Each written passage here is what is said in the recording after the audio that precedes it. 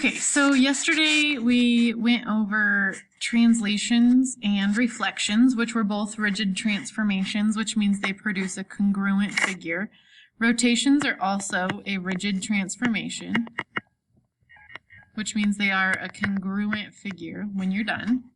So, what we're going to do is we're going to do some rotations.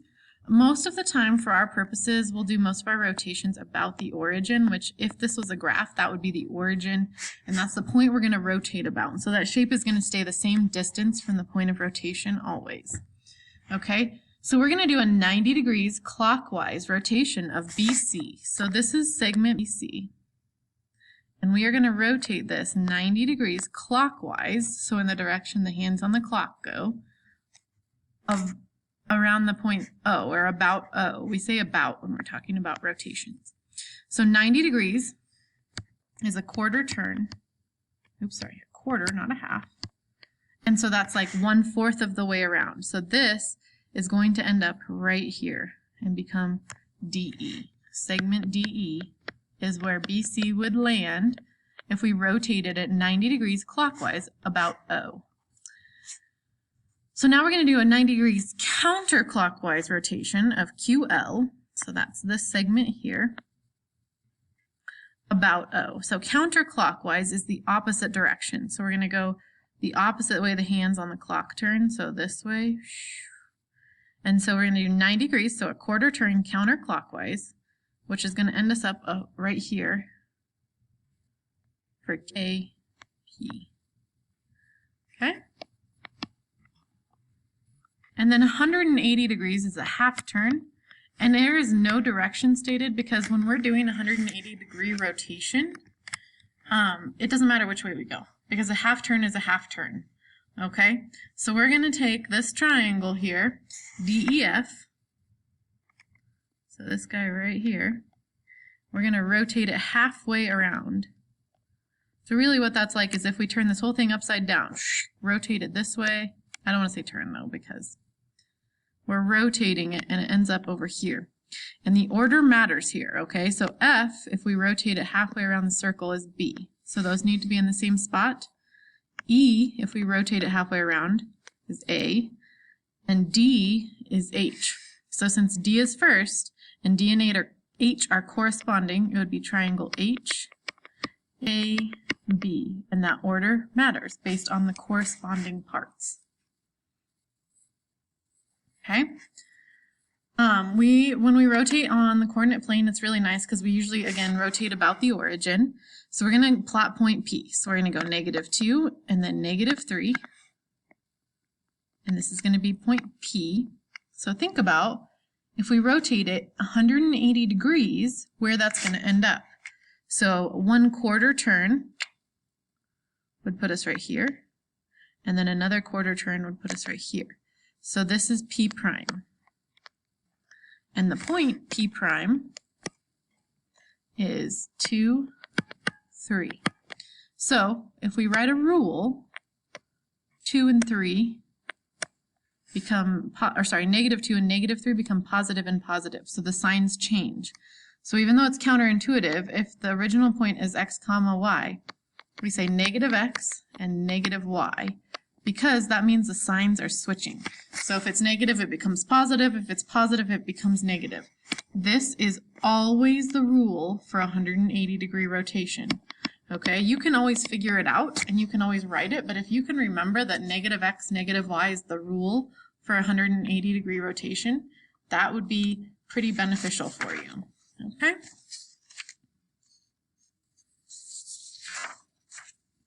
All right. We're going to find the image of Z is 1, -4 after it's rotated 270 degrees clockwise. Okay, so 270 degrees clockwise is going to be 3/4 of a turn clockwise.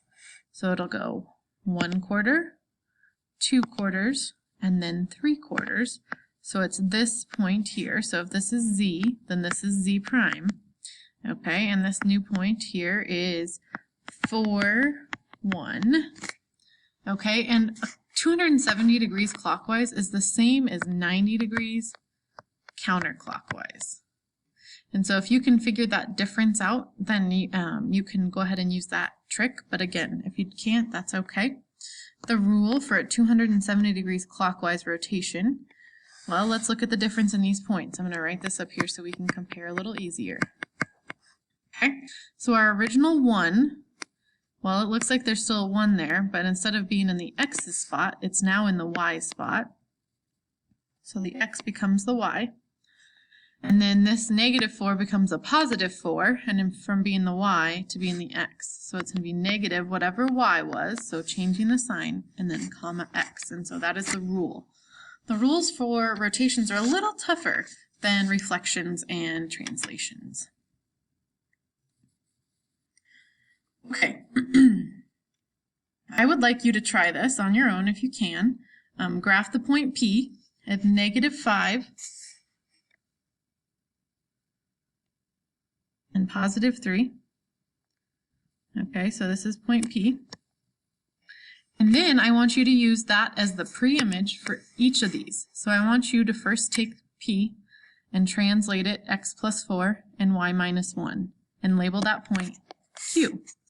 Then go back and again start with P and do a reflection of P over the line y = -2 and label that point R. And then I would like you to use P again and do a rotation 270 degrees about the origin. And if it's not labeled, we're going to go clockwise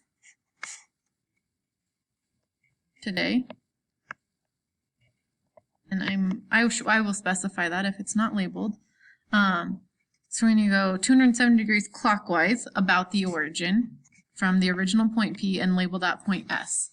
So pause your video right now and then try these 3 different transformations and label them Q, R, and S, and then unpause and see if you ended up with the right things.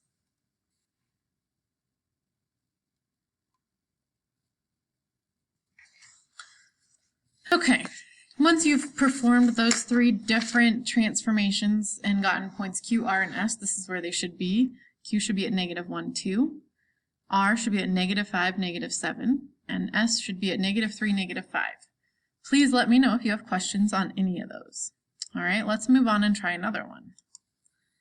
Okay, so what I would like you to do now is to do this transformation first, x - 1 and y + 2. And then from that point, I want you to do x + 3 and y - 5. Okay, and then we're going to label that as one transformation. So the first one is going to be, we're going to label it P prime. So we're going to go back 1 and up 2, and this is going to be P prime. Okay, then from there, we're going to go +3 in the x direction, and down 5, 1, 2, 3, 4, 5, and end up right here. So this is P double prime, and this point is 5, 1. And so what I'm asking is, what is one transformation rule that I could write that would get me just from P to P double prime, not having to do this intermediate step here? Well, if I look at this, I could have gone 1, 2, and then down 1, 2, 3. So x + 2 and y - 3. So that's the same. So of this combination of translations here, we could do x + 2 and y - 3 and get the same P double prime point. Okay? I'm going to erase these P's and we're going to try something with Q. So this time we're going to start and we're going to say, okay, we have this point Q. And Q is the point,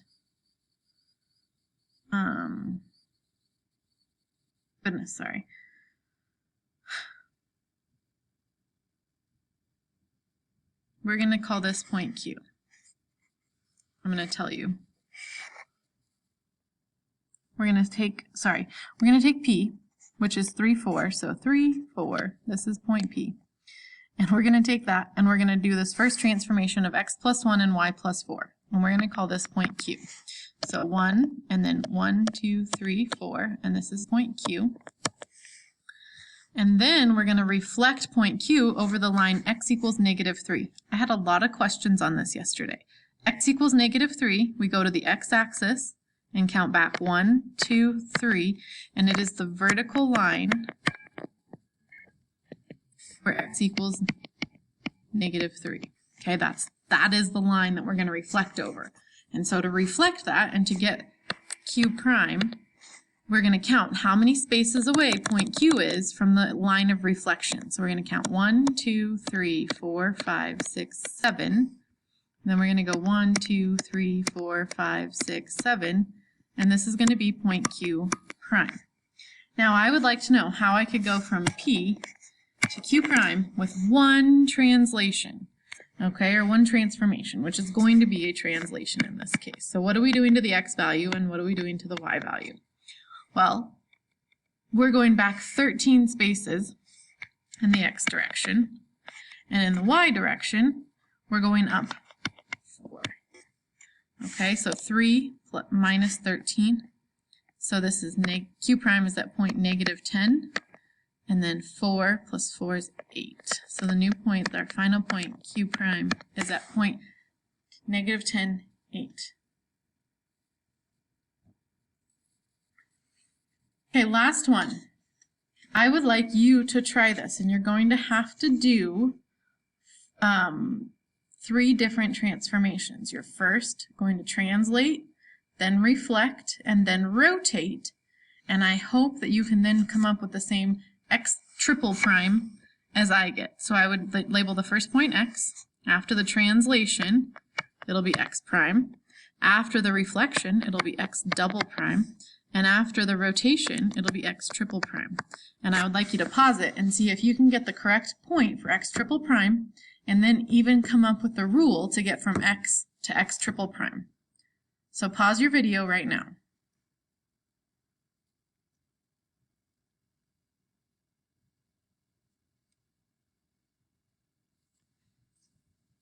Okay, so we started with point x here at -1, 5. We translated it 4 to the right, reflected it over the y-axis, which is this right here. Got here, this is x double prime. And then we took x double prime and rotated at 180 degrees, either clockwise or counterclockwise. Either way, you should have ended up with x triple prime right here at the point 3, -5. So our rule here would be if we took our x value and added 1, 2, 3, 4, 5, and subtracted 10 from our y. And I just realized that I made a mistake on the notes. So that should be x plus 5 and y minus 10. Oh goodness, let me try to say that one more time. It's x plus 4 because from the original x you're going over 4 and then down 10, so y minus 10. So this is the one translation that could describe all of those movements combined to get from x to x triple prime. Please let me know if you have any questions about rotations or the combinations of rotations with other transformations. Otherwise, the Big Ideas assignment is posted.